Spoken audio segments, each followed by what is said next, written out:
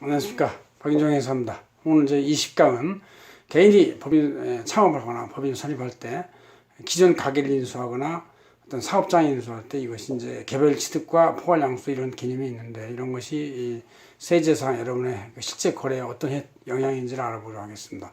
자, 창업을 시작할 때 보통 이제 연습이 부족해서 또 상권에 대한 분석이 부족해서 또 시장 마케팅 뭐 만들 줄 아는 건 다 손재주가 있으니까 다 할 수 있습니다. 그러나 문제는 만들어내는 서비스나 제품을 시장에다 잘 팔 수 있고 팔을 때 비용이 별로 안 들어야 되는 것이죠. 그래서 이제 가게가 이제 중요할 수도 있어요. 물론 이제 창업의 방해면 중에 하나가 몇 년을 버틸 수 있는 자금, 실탄이 부족한 것도 있는데 장소가 중요한 때는 우리가 그 장소 선택을 잘 해야 되고 또 임대료 극거 인상도 문제가 있습니다. 그래서 이제 이런 얘기가 있죠. 뭐 이 강의를 저도 하면서 강의를 몇 번 들어봤더니 가게 임차한 사람들이 이렇게 말을 해요. 잘 되면 주인에 의해서 쫓겨나고 안 되면 그냥 망하는 것이다. 뭐 이런 정말 비감한 소리입니다. 이게 잘 되면 주인이 더욱더 도와줘서 그 가게를 지원해주고 임대료를 약간 올리다 임대료를 뭐 10배씩 올리기도 하고 5배를 올리기도 하고 해서 쫓겨나게 되는 경우, 아니 물리적으로 쫓겨나기도 한다는 것이죠.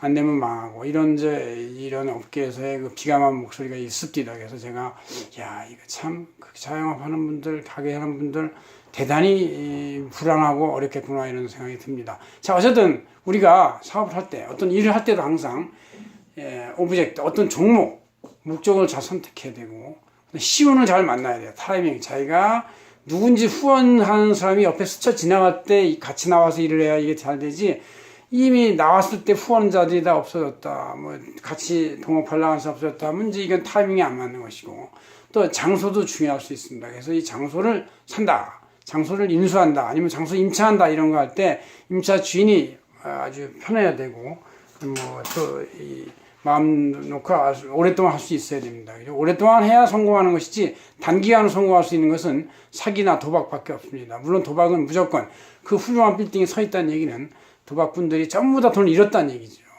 자, 그래서 제가 요거를 2017년 안세 재경전에 넣었었던 얘기고, 요 회계혁명과 조세절, 혁명이란 말 쓴 게 좀 특이한데 어쨌든 그런 개념이 돼야만 현재는 한국에 살 수 있다 그런 얘기예요.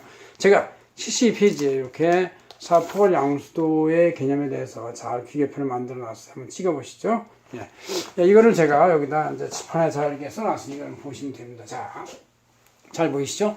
자, 괜찮아. 법인 설립할 때 내가 가게를 포괄 양수할 것이냐, 개별 취득할 것이냐, 이런 차이예요. 포괄 양수라는 것은 인적 거래이기 때문에, 인격 거래이기 때문에 과세 거래가 아니다. 그래서 부가세 면제가 되는데, 개별 취득은 그냥 개별로 재화를 취득하는 거니까 부가세 10%를 징수하는 생겨서 끊어줘야 된다는 얘기예요. 그래서 거래 증빙은 포괄 양수할 때는 뭐 아예 계약서만 있어도 되고, 아니면 계산서, 부가세의 세금이라는 말이 안 듣던 계산서 같은 게 있죠. 면세라고 하는 개념인데 이것만 끊어주면 되고, 서로 상대방 간에. 그 다음에 이제 개별 취득의 경우는 토지 외에, 토지는 면세니까 토지 외에 나머지 건물, 기회장치, 영업권, 기회, 시설에 대해서는 10% 세금, 부가세가 붙은 세금량을 끊어줘야 한다. 서로 주고받아야 한다. 그런 얘기죠. 이 포괄 범위가, 포괄 양수도에서는 이제 이 사업장의 모든 권리금을 승계를 하고 사업의 동질성이 유지가 되는 차원에서 동질성이 유지가 된다. 즉, 인격성이다. 이런 얘기죠. 그러나 이 개별 취득은 자산 부채를 각 개별로 하는 거기 때문에 동질성이 없다 이런 얘기예요. 종업원도 포괄 양수에서는 대부분 승계를 하게 됩니다. 그래야 유리하죠. 왜냐하면 종업원들이 기술과 노하우를 다 갖고 있기 때문에 그 사람들을 승계를 해야 유리하지만, 개별 취득에서는 어떤 특정한 자산만 내가 필요해서 사는 거기 때문에 종업원의 승계가 불필요하다. 물론 뭐 승계할 수도 있어요. 그렇지만 기본 개념이 물적 자산만 받는 개념이다 그런 얘기고, 여기에 이제 이 사업장에 토지나 건물이 껴 있을 경우가 있는데, 포괄 양수도의 개념이 성립되려면 만약에 토지 건물이 있다면 이거를 포함해야만 됩니다. 포함하지 않으면 세무서에서 포괄 양수도라고 보지 않아가지고 10% 부가세 징수할 수도 있어요. 자, 그렇지만 개별 양수에서는 토지 건물이 있다 하더라도 제외도 가능하고 일부 재산만, 아니면 토지만 또는 건물만 이렇게 이제 인수할 수도 있다는 얘기죠.